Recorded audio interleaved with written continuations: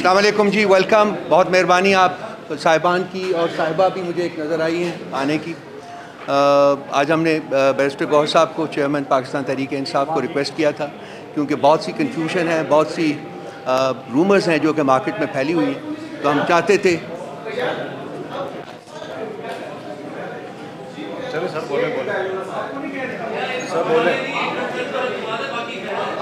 तो हम चाहते थे कि आपको कुछ हक़ाइक़ से आगाह किया जाए। इसीलिए बैरिस्टर गौहर साहब को आज हमने स्पेशली रिक्वेस्ट की थी कि आप लोगों से बात करें। तो I pass it on to him sir. Over to you sir. Thank you. बिस्मिल्लाहिर्रहमानिर्रहीम। सबसे पहले आप सब लोगों का बहुत शुक्रिया। ये हम सब की कौमी ज़िम्मेदारी है कि बहैसियत एक पाकिस्तानी के स्पेशली इलेक्शन के दौरान जब भी हम सोचते हैं तो मुल्क के बेस्ट इंटरेस्ट को मद्देनज़र रखते हुए जो भी कदम उठाते हैं हमें उठाने चाहिए और करने चाहिए। आज के दिन हम कुछ ऐसे वाक़यात है और फैक्ट्स एंड फिगर्स है जो हम समझते हैं कि आपके साथ हम उसको शेयर कर लें और उसके मुताबिक आपकी मेमोरी रिफ़्रेश करवा लें। आपको मालूम है कि जब से रिजीम चेंज हुआ है एक कंस्पेरेसी हैश की गई थी जिसमें एक इलेक्टेड हुकूमत ख़त्म हो गई थी। उसके बाद जिस तरीके से लंदन प्लान को एग्जीक्यूट किया गया है और एक मोस्ट पॉपुलर पार्टी को आज उस मुकाम तक पहुंचाया गया है कि उस पार्टी के साथ अपना निशान नहीं है, और दूसरी तरफ वो लोग जो ला को मतलूब थे, सर्टिफाइड मनी लॉन्डर थे, वो कन्विक्टेड और एब्सकॉन्डर थे, वो अदालतों को मतलूब थे और उन पे करप्शन और मनी लॉन्ड्रिंग के इंडाइट होने वाले थे, वो कुछ क्लियर भी हो गए और इक़्तिदार में चले भी गए। आपके सामने ये हमें कि आलमोस्ट 1 साल हो गया है, हमने 2 असम्बलियाँ डिज़ाल्व करवाई थी। आईनी और क़ानूनी तौर पर यही हमारा राइट था और इस असम्बली को रिस्टोर करने के लिए कोई किसी अदालत नहीं गया था। एवर सिंस हम रिक्वेस्ट करते रहे कि free, fair and transparent election हो इस मुल्क में, यही आईनी तकाज़ा है और यही इस मुल्क का मुकद्दर है। उसके लिए हम 3 मरतबा सुप्रीम कोर्ट में पिटीशन फाइल कर चुके थे और 7 मरतबा हम हाई कोर्टों में जा चुके थे। सुप्रीम कोर्ट ने एक डेट भी दी थी और सदर पाकिस्तान ने भी एक डेट दे दी थी, उस पर अमल दरामद नहीं हुआ। इतना अरसा उसको रखा गया, इलेक्शन पोस्टपोन होते गए वन प्रीटेक्स्ट और दूसरे प्रीटेक्स्ट पे, यहाँ तक कि इलेक्शन कमीशन को, जिसकी ज़िम्मेदारी ये है कि free and fair transparent election करवा ले, इलेक्शन कमीशन वो अपनी ज़िम्मेदारी सही और अहसन तरीके से नहीं निभा चुका था। इसमें इलेक्शन कमीशन ने फाइनली जो सुप्रीम कोर्ट के इंटरवेंशन से डेट दी है और सुप्रीम कोर्ट ने वो डेट सदर पाकिस्तान और इलेक्शन कमीशन ऑफ पाकिस्तान के दस्तखतों से जो डॉक्यूमेंट अदलिया के सामने मौजूद है उसके मुताबिक 8 फरवरी को इलेक्शन होने हैं। सुप्रीम कोर्ट ने बारहा कहा है, डायरेक्शन भी दी है इलेक्शन कमीशन को, और वो ये है कि सारे पॉलिटिकल पार्टी के पास लेवल प्लेइंग फील्ड होना चाहिए, यही आईनी तकाज़ा है। लेकिन आपने देखा है कि जब इलेक्शन का प्रोसेस चल रहा था, इस इंटायर प्रोसेस में एक ही पॉलिटिकल पार्टी है जो पीटीआई है, जिसको आइसोलेट किया गया है, इसको डिस्क्रिमिनेट किया गया है, इसके साथ गैर आईनी, गैर कानूनी सलूक रवा रखा गया है। एक तरफ पार्टी के साथ, दूसरी तरफ इसकी लीडरशिप और पॉलिटिकल वर्कर सपोर्टर के साथ, और इसके प्रपोजर और सेकेंडर के साथ। आपको ये बताता हूँ कि जो बेट इस वक्त आपने लेने की कोशिश की है, हमें फिर भी उम्मीद है सुप्रीम कोर्ट इंशाल्लाह इंटरवीन करेगी, लेकिन इसके इम्प्लिकेशंस आप देख ले 2 चीज़ों के। अगर आप बेट का निशान विथहोल्ड करेंगे तो 227 रिज़र्व सीटें जो पॉलिटिकल पार्टीज़ के पास जाती हैं, उसमें से 70 रिज़र्व सीट नेशनल असम्बली की है और बाकी प्रोविंशियल असम्बलीज़ की है। उसमें से अगर आप किसी पॉलिटिकल पार्टी को निकालेंगे तो इनका बहुत बड़ा रोल होता है चीफ मिनिस्टर, प्राइम मिनिस्टर के इलेक्शन में, प्रेसिडेंट के इलेक्शन में, स्पीकर, डिप्टी स्पीकर के इलेक्शन में। और अगर आप एक पॉलिटिकल पार्टी से उसका सिंबल लेते हैं और आप इलेक्शन को सब इंडिपेंडेंट कैंडिडेटों के तौर पे आप लड़ाते हैं, तो आप करप्शन की बुनियाद रखते हैं। इस मुल्क में करप्शन अगर मज़ीद चलेगी और होगा तो इकानमी मज़ीद डूब जाएगी।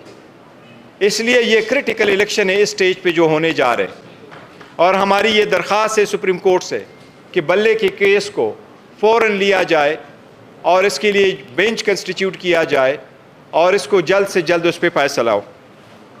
सुप्रीम कोर्ट के अहकामात के मुताबिक इलेक्शन होने थे।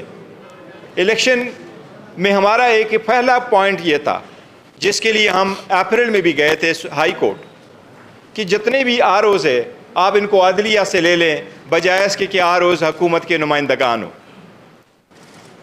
वो अप्रैल वाला इलेक्शन तो नहीं हो सका, लेकिन इस इलेक्शन में भी सुप्रीम कोर्ट ने डायरेक्शन दी और सुप्रीम कोर्ट ने बजा दी कि अगर यही आरओज़ इलेक्शन कराते हैं तो इलेक्शन डिले नहीं होने चाहिए। बट हमारी इस्तदा यही थी कि अगर यही आरओज़ भी इलेक्शन कराते हैं तो election free, fair and transparent और सबके साथ मसावी सलूक हो। लेकिन ऐसा बिल्कुल आपने देखा है, आरओ के दफातर के बाहर अगर जितने भी प्रपोजर सिकंडर आए, पहली फुर्सत में पहली स्टेज पे हमारे लोगों को अंदर जाने नहीं दिया गया। वो फुल फ्लेज में अपने नॉमिनेशन पेपर फाइल नहीं कर सके, और जो नॉमिनेशन पेपर फाइल कर चुके उनके स्क्रूटनी के दौरान उनके प्रपोजर सिकंडर टाइम पे कोर्ट में नहीं पहुंच सके, बल्कि ओपनली उनको रोका गया, मारा गया और ज़दकोब किया गया, वहाँ से रुस्खत कराया गया। बट आरओज़ ने कोई ऑर्डर उस पर नहीं किया। इसके सिलसिले में हमारा ये एक दरख्वास्त हम करते रहे इलेक्शन कमीशन को, सुप्रीम कोर्ट के सामने भी हमने उसका एक एप्लीकेशन गुजारी है कि सुप्रीम कोर्ट ने जो ऑर्डर दे दिया था, और सुप्रीम कोर्ट का ये कहना था कि सबको लेवल प्लेइंग फील्ड मिलनी चाहिए, जो नहीं हो सकी उस पर इक़दाम होने चाहिए। अब उसमें सुप्रीम कोर्ट ने रिपोर्ट मंगवाई है, पर हम उम्मीद करते हैं इंशाअल्लाह ताला कि उस पर कोई न कोई सुप्रीम कोर्ट ऑर्डर करेगी और इंसाफ पर रहम करेगी। जितने भी केयर टेकर सेटअप आपके सामने आया है, पहली तो ये care taker setup care taker नहीं रहा है, ये तो गैर आईनी गैर कानूनी है।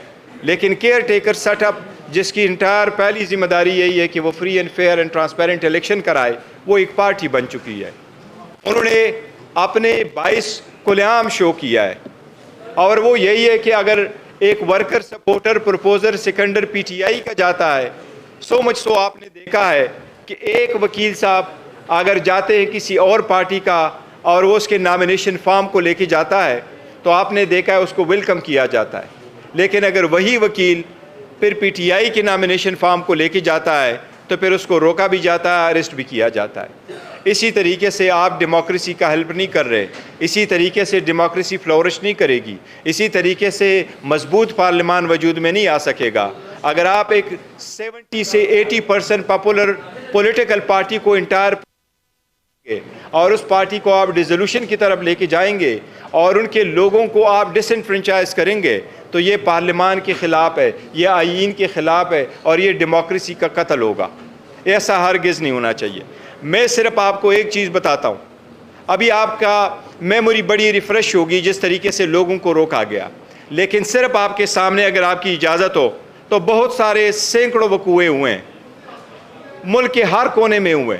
लेकिन हम आपको कुछ वीडियो प्ले करवा रहे हैं, आप सिर्फ पहला वाला वीडियो देखें कि लोगों को कैसे रोका गया, उनको जाने से रोका गया, किसी तरीके से उनके कागजात छीने गए, और किस तरीके से हम समझते हैं ये सिर्फ ऐसा नहीं है कि आप कहें उनसे कागज़ लिए गए, ये जो प्रोसेस हो रहा है ये इलीगलिटी है उस प्रोसेस की कि आपने उस इंटायर प्रोसेस को रोका। ये आप सिर्फ ये वीडियो पहले देख लें।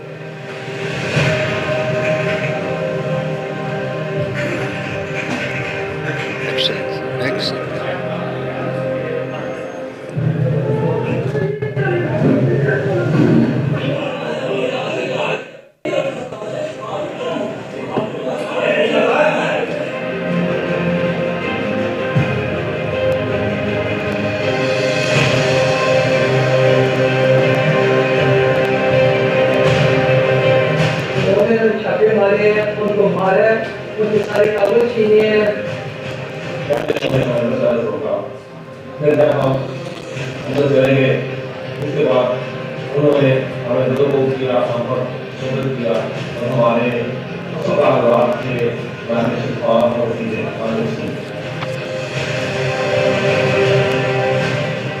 कागजाते नामजदगी जमा करवाने के लिए मेरे चंद दोस्त यहाँ तशरीफ लाए। मैं इस रियासती दहशत गर्दी की, इस रियासती जबर की पुरजोर मजम्मत करता हूँ।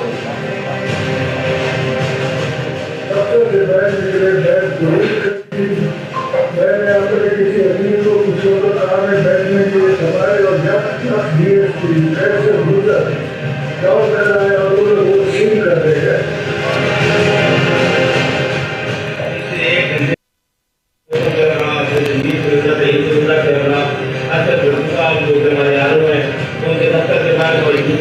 अच्छी प्रेजेंटेशन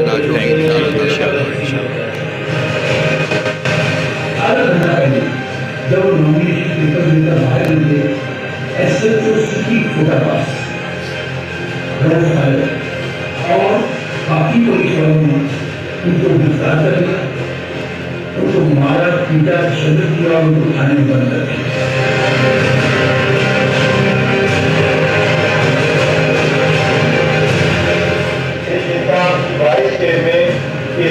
से उसके ऑपरेशन में बता से रख दिए गए और उनके पास सारा जो डॉक्यूमेंटेशन उन्होंने किया हुआ था उसमें उनके एफिडेविट, उसमें उनके कागजात, उनके टैक्स रिटर्न, उनके एनओसी वो भी सारे लिए गए।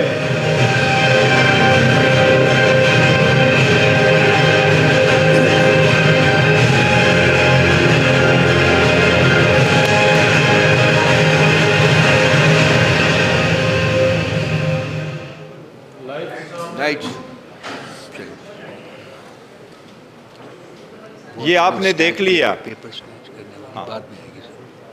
जो आपने ये देख लिया है जिस तरीके से कोशिश की गई कि लोगों को नॉमिनेशन फॉर्म फाइल करने से रोका जाए। इसके बावजूद अल्हम्दुलिल्लाह पीटीआई के वर्कर, सपोर्टर्स और कैंडिडेट्स और एस्पायरेंट्स जो थे उन्होंने सबसे ज़्यादा नॉमिनेशन पेपर फाइल कर लिए। ये हमारे अंडर 19 क्रिकेट टीम से भी घबराए हुए हैं। लेकिन जब स्क्रूटनी का वक्त आया तो जब हमने वोमेन के लिए और रिज़र्व सीट्स के लिए जो द मोस्ट इम्पॉर्टेंट है, इनके लिए रिज़र्व सीटें इसलिए रखी गई हैं क्योंकि ये सोसाइटी का वो सेगमेंट ताकि ये अनरिप्रेजेंटेड ना हो। पीटीआई की किसी भी कैंडिडेट की स्क्रूटनी जो रिज़र्व सीट है वो आज तक नहीं हो गई है। अगर आप स्क्रूटनी का प्रोसेस कंप्लीट कर भी लेते तो क्या फ़र्क पड़ता, इलेक्शन तो अभी होने हैं। लेकिन आपने इतना भी गवारा नहीं किया कि वो रिज़र्व सीट पे भी, और वो भी उस सेगमेंट के, सोसाइटी के उस सेगमेंट से जो फ्रेजाइल है, जिसके लिए कानून साजी की गई है कि उसकी रिप्रेजेंटेशन होनी चाहिए, आपने उसको भी रोका। अब सिर्फ ये देख ले, एक और वीडियो आपको हम प्ले करते हैं। इस वीडियो में आप देखें कि किस तरीके से लोगों से कागजात छीने गए हैं और उनकी जो स्क्रूटनी के वक्त इनके साथ है। तो ये स्क्रूटनी वाले वाक़यात सेकंड वीडियो एक मरतबा के लिए आप देख लें।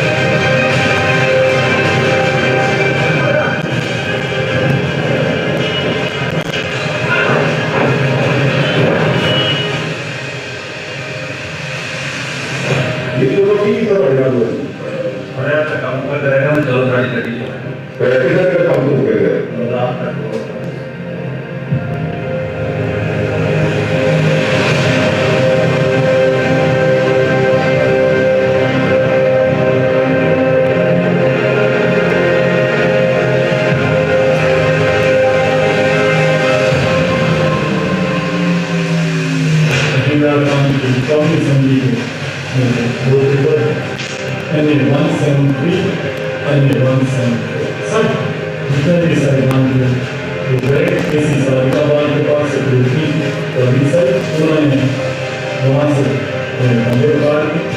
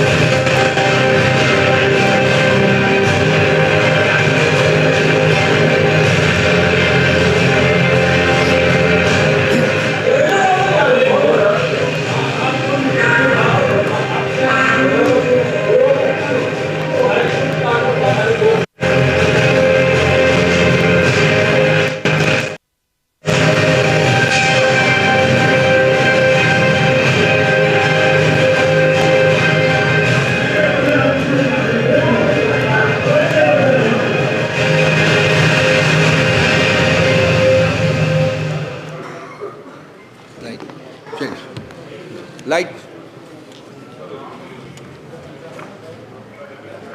ये आप लोगों ने जो देखा है, कोई एक छोटा सा सैंपल है, छोटा सा सैंपल है इसके अलावा। ये आपने जो देखा है ये एक टिप ऑफ द आइसबर्ग है जो आपने देखा है। लेकिन पहले सिर्फ कहना यह है, ये रियासती जबर तशद्दुद है या आप हमें किसी जुर्म की सज़ा दे रहे हैं? किस जुर्म की सज़ा में दी जा रही है? वर्कर सपोर्टर को, प्रपोजर सेकंडर को, वोटर को किस जुर्म की सज़ा दी जा रही है? ये आप ख़ुद देख लें। नॉमिनेशन पेपर फाइल करने में रुकावट, उसकी स्क्रूटनी में रुकावट, उसके बावजूद ज़्यादा होने के बाद आप सिर्फ एक फिगर देख लीजिएगा कि जब स्क्रूटनी की प्रोसेस से हम गुजरे हैं तो स्क्रूटनी के प्रोसेस में कितने नॉमिनेशन पेपर हमारे रिजेक्ट किए गए। ये एक फिगर मैं आपको देता हूँ, 873 उम्मीदवारान की हमारी 873 उम्मीदवारानों की हमारी नॉमिनेशन पेपर रिजेक्ट किए गए हैं और उसकी पूरी फैक्ट्स एंड फिगर्स हमारे पास ये मौजूद है। ये एग्जैक्ट ये फिगर बताएंगे और ये हम आपको सबको इलेक्ट्रॉनिकली वो दे देंगे, आपको इंशाल्लाह ताला ट्रांसमिट कर देते हैं हम इलेक्ट्रॉनिकली, आज ही हम आपको देते हैं। इसके साथ में ये जिस तरीके से रिजेक्ट हुए हैं, फॉर्म ऐसे रिजेक्ट हुए हैं कि इस्लामाबाद हाई कोर्ट ने भी हैरत का इजहार किया है कि 3 डिफरेंट कंस्टिट्यूंसीज़ है, वहाँ 3 डिफरेंट कंस्टिट्यूंसी से जिस वक्त नॉमिनेशन फॉर्म रिजेक्ट होते हैं तो उस नॉमिनेशन फॉर्म के रिजेक्शन के ऑर्डर में किसी कामे और फुल स्टॉप का फ़र्क नहीं है, एक जैसे ऑर्डर पास हो के कहें। और जितने आपने कहा कि रिजेक्ट हुए हैं, मैं आपको बताऊं कि वफाकी हुकूमत की काबीना में जितने हमारे अराकीन थे, सूबाई हुकूमतों के काबीने में हमारे पास जितने अराकीन हैं, उन सब के नॉमिनेशन फॉर्म रिजेक्ट करवाए जा चुके हैं। And senior leadership sir, and the senior leadership, senior leadership जितने भी कैबिनेट में थे और सान लीडरशिप, वो सारे रिजेक्ट करवाए जा चुके हैं। इसके बावजूद ये कोशिश की जा रही है कि इलेक्शन में हमारे पास सिंबल भी न रहे। आप सब लोग गवाह हैं, इसकी सारी सर्वे हो चुकी है, सारी इंडिपेंडेंट एजेंसियों ने भी कहा है, जितने भी है सब ने कहा है कि पीटीआई की पॉपुलरिटी मोर देन 70% है। अगर आप बेयर मिनिमम भी 70% ले ले तो आप इस मुल्क के जो रजिस्टर वोटर है उनमें से 10 करोड़ वोटर को डिसएनफ्रेंचाइज कर रहे हो। ये 10 करोड़ पाकिस्तानी अवाम का 25 करोड़ जो आबादी में जितने रजिस्टर वोट है, पीटीआई की 70% पॉपुलैरिटी मद्देनज़र रखते हुए आप 10 करोड़ वोटर को डिसएनफ्रेंचाइज कर रहे हैं। अगर इतने तादाद में आप वोटरों से हक लेंगे तो क्या वो इलेक्शन अगर हो भी जाए तो पोस्ट इलेक्शन क्या वो लेजिटिमेट इलेक्शन होगा? क्या आपकी इलेक्शन दुनिया तस्लीम करेगी? ये हरगिज़ तस्लीम नहीं कोई करेगा। इसीलिए इस प्रोसेस से पीटीआई को निकालना और पीटीआई के साथ जिस तरीके से रवैया रखा गया है, एक बात पे हमें थोड़ा इत्मीनान ज़रूर है, इंशाअल्लाह अदलिया इंटरवीन करेगी और बहुत जल्द इंटरवीन करेगी। लेकिन हमारी बातों की तायीद जिन इदारों ने की है, मैं अपनी बात तो करता हूँ, लेकिन आपको सिर्फ एक लफ्ज़ सिर्फ पढ़ देता हूँ आपको कि human rights commission of Pakistan ने इसके बारे में क्या लिखा है। इस्लामाबाद ह्यूमन राइट्स कमीशन ने जो ट्वीट किया है और प्रेस कॉन्फ्रेंस की है इस्लामाबाद में, इनमें जो उनकी वर्डिंग है वो मैं आपको एक वर्डिंग थोड़ी सी पढ़ देता हूँ। फोरमोस्ट वर्डिंग ये, at the press conference held in Islamabad earlier today, HRC has said that it is deeply concerned by the overall deterioration in human rights which needs urgent attention as the new year unfolds. Foremost is the blatant manipulation. This is very relevant. Foremost is the blatant manipulation of the electoral landscape in which one political party, among others, has been singled out for systematic dismemberment. While HRC doesn't condone violence in any form perpetrated by anyone, the state response has been disproportionate and unlawful.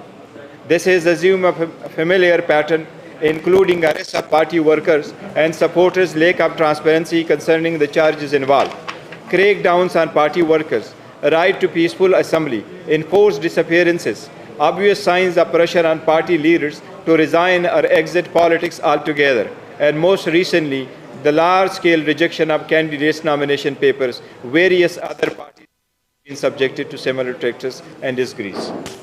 हम ये समझते हैं कि अगर इसी तरीके से आप इलेक्शन को आगे लेके जाएंगे तो ये election free, fair and transparency पे बहुत बड़ा क्वेश्चन मार्क होगा।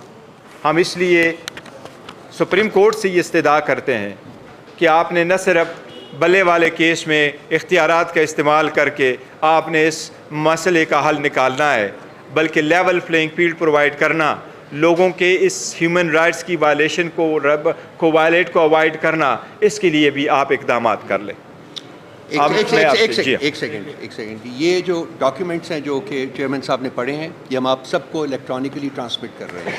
अभी सबकत साहब कर दें तो आपको मिल जाएगा जी। प्लीज़ नंबर एक 1 पर्सन एट ए टाइम, आप बोलिए।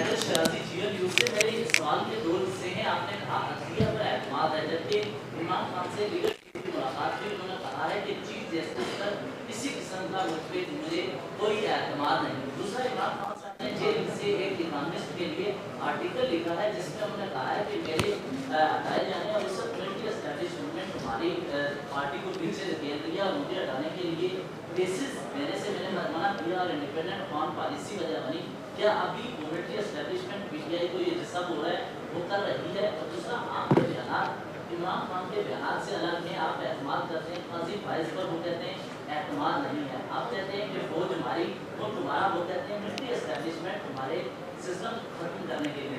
नहीं, देखिए एक बात याद रखो, खान साहब ने कभी नहीं कहा कि मुझे अदम एतमाद है चीफ जस्टिस काजी फईज साहब पे। कोई ऐसी स्टेटमेंट उन्होंने नहीं दी और काइंडली ऐसी स्टेटमेंट देने भी नहीं चाहिए। देखिए खान साहब की ये स्टेटमेंट कोई नहीं है, ना आई है, ना उन्होंने कही है, और मेरी कल मुलाकात हुई थी, कभी ऐसा नहीं है। देखो, हम अदलिया की बात कर रहे हैं, अदलिया सुप्रीम है, पार्लियामान सुप्रीम है, लेकिन अदलिया भी सुप्रीम है इन इट्स ओन डोमेन, और ये अपने ऊपर आर्गन जो है, ये तीनों organ balance and checks provide करते हैं।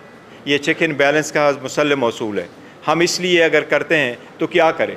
मैं अपने वोटर, सपोर्टर, वर्कर और कैंडिडेट्स और एस्पायरेंट का तहे दिल से शुक्रिया अदा करता हूँ कि जितनी हमने आपको बताया जो रियासती जबर और तशद्दुद हुआ है, इसके बावजूद आपने देखा होगा पीटीआई की किसी वर्कर ने तिनका तक उनके ऊपर नहीं किया।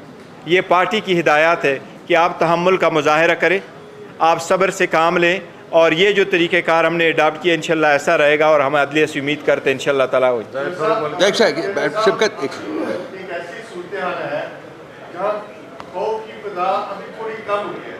अब अभी आपका बैट भी वापस नहीं होगा, इसके बावजूद आप देखेंगे मीडिया कवरेज और इंटरेस्ट आपके सामने है। लेकिन ऐसी सूरत में कुछ ऐसा भी नजर आ रहा है कि फिर कुछ क्रिमिनल वक्त जो है उन लोगों ने आपसे राब्ता किए हैं मुख्तलिफ जमातों से कि वो आप पार्टी के टिकट के असूल के लिए कि आप लोगों के टिकट जो कैंसिल हो चुके हैं उम्मीदवारों के, क्या अगर ऐसा होता है तो जिन्होंने कुर्बानियाँ दी हैं, माओ बेटियों की बहनों की इज्जतें गंवाई हैं, जिन्होंने आपके सामने जो कुछ हुआ है, उनके साथ फिर ज्यादती नहीं होगी?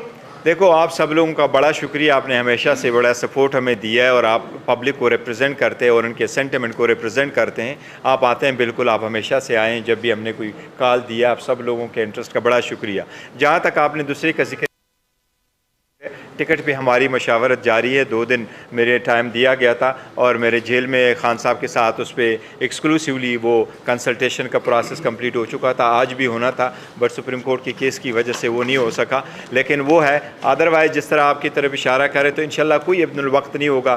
इस तरह जो डाई हार्ड वर्कर है और सपोर्टर है पीपल्स PTI के और खान साहब के जो इंस्ट्रक्शन है उसके मुताबिक होगा। इंशाल्लाह रिज़ल्ट आएगा, हम आपके साथ बहुत जल्द शेयर करेंगे 1-2 दिनों में। जी अमीर साहब, एक सेकंड, हमीद साहब, एक सेकंड, हमीद साहब, आप करें, आप जी, हमीद आप करें जी। क्या मैं एक सेकंड में शुक्र। अच्छा, खान साहब जब पटियाला जेल में है तो वो इकोनॉमिस्ट में एक आज ही उनका जो है वो मजमून छपा है, तो ये कौन सी सहूलियतकारी हो रही है जो लंदन से हो रही है और कौन लंदन में उनकी ये मजमून जो है जेल से एक जब अथॉरिटी के कैब में एक शख्स है तो लंदन में उनके मजमून छपा। देखिए, खान साहब की हमारे साथ कांटेक्ट रहता है और हमारी कोई सहूलतकारी नहीं है। हम जो भी खान साहब पहले दिन से कहते चले आ रहे हैं मुल्क के बारे में और उसका जो नज़रिया है उसमें कोई और जो नैरेटिव है PTI का और खान साहब का, उसी के थ्रू हम चल रहे हैं और कोई नई बात हमने उसमें किसी चीज़ में नहीं की। वही नज़रिया है जो खान साहब का जेल जाने से पहले का था, वो जेल जाने के बाद भी है, वो चाहे आज हो चाहे कल हो। क्या एक सेकंड मैं आपसे काउंटर क्वेश्चन करना चाहूँगा, क्या इकोनॉमिस्ट में या किसी और जर्नल में आर्टिकल छपवाना कोई मुश्किल काम है जी? I can write for that journal, I have been writing in the past. तो ये इसमें सहूलतकारी का लफ्ज़ जो है ना वो इनअप्रोप्रिएट है, बहुत इनअप्रोप्रिएट है। आप बोलिए जी। हमीद भाई सर एक सेकंड, यार एक शिफ्कत भाई, जी इनअप्रोप्रिएट।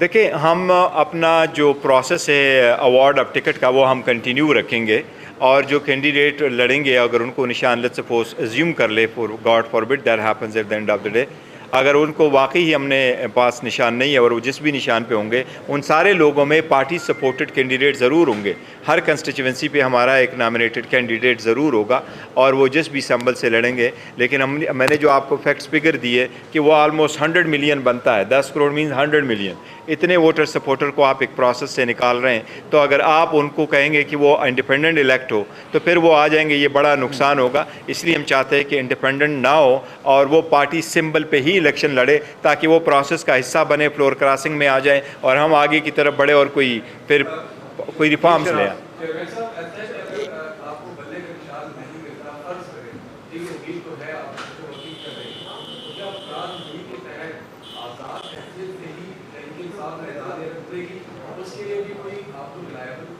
देखिए, पहले तो अब हमारा लायामर यही है, नहीं जाएंगे हम इनको मैदान खुला नहीं छोड़ेंगे। हम उनको ये प्लान नहीं देंगे कि ये कहेंगे जी कि हम इलेक्शन लड़ेंगे। हमने उनको जो है ना एक्सपोज कर देना है और हमारा जो भी कैंडिडेट पार्टी का सपोर्टेड होगा इंशाल्लाह ताला हम हर हालत में इलेक्शन में जाएंगे इंशाल्लाह ताला।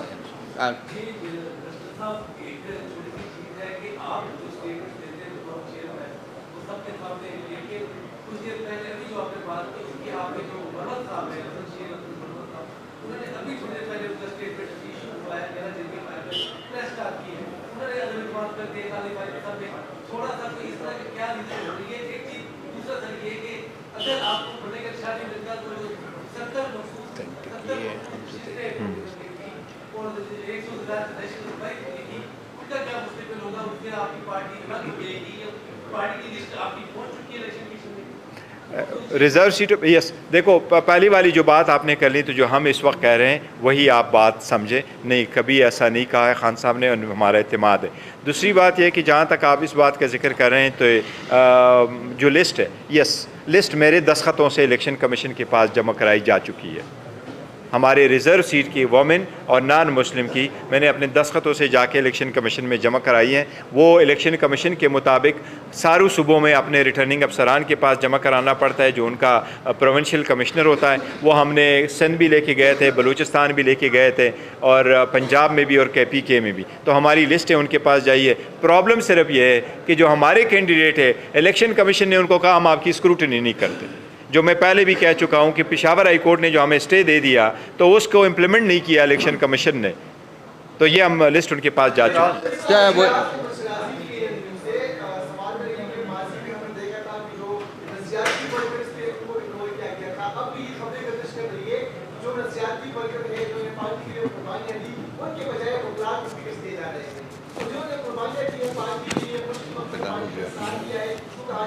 नहीं, देखो वकीलों को भी अकोमोडेट किया जाएगा, इवन एक आध दो तीन चार जर्नलिस्टों को भी अकोमोडेट किया जाएगा। आप भी हमारे साथ क्लब में होंगे और सारे होंगे, लेकिन ये नहीं है कि वो हम वो निकालेंगे, सब के साथ है और वर्करों को ही मिल रहा है।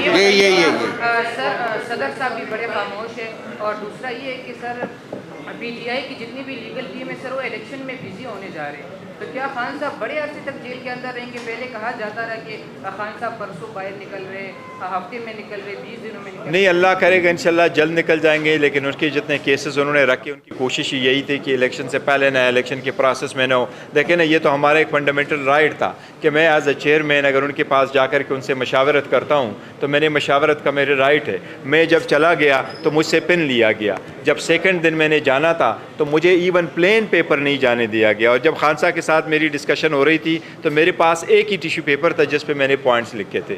फिर हमने हाई कोर्ट में एप्लीकेशन मूव कर दी, हाई कोर्ट ने इजाज़त दे दी। तो हाई कोर्ट की इजाज़त के बाद मैं उनका मशकूर हूँ, उन्होंने बहुत अच्छा मौका प्रोवाइड किया और हमारी डिस्कशन हो गई थी। आप जी एक सेकेंड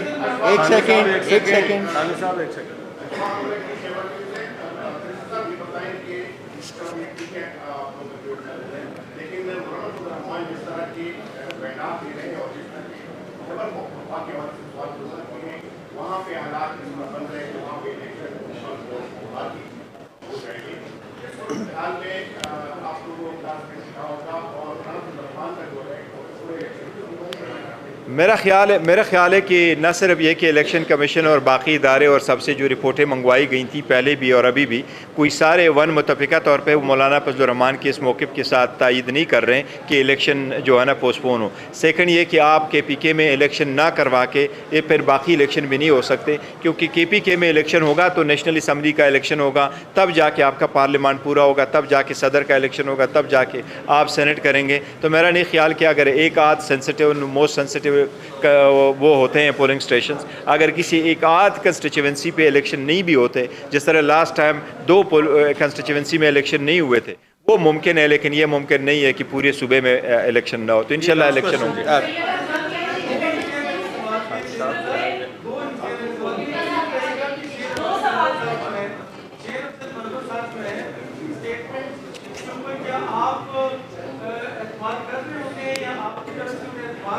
देखिए मैंने अभी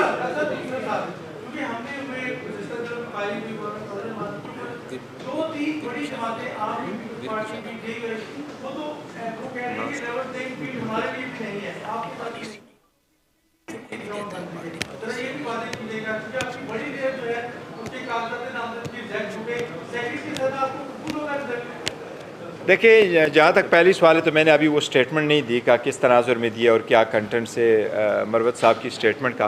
लेकिन जहाँ तक आपका सेकंड वाले क्वेश्चंस का ताल्लुक है, तो देखो हर सूरत हमने इलेक्शन पार्टिसिपेट करना है, जो भी वहाँ पार्टिसिपेट इंशाल्लाह ताला हम इलेक्शन में करेंगे। एक पॉइंट ज़रूर है, हम तो चाहते हैं अपने बल्ले के साथ जीते और हमारा टॉप कैडर का जीता है, लेकिन जो भी प्रोसेस होगा हम उससे गुजरेंगे। Last question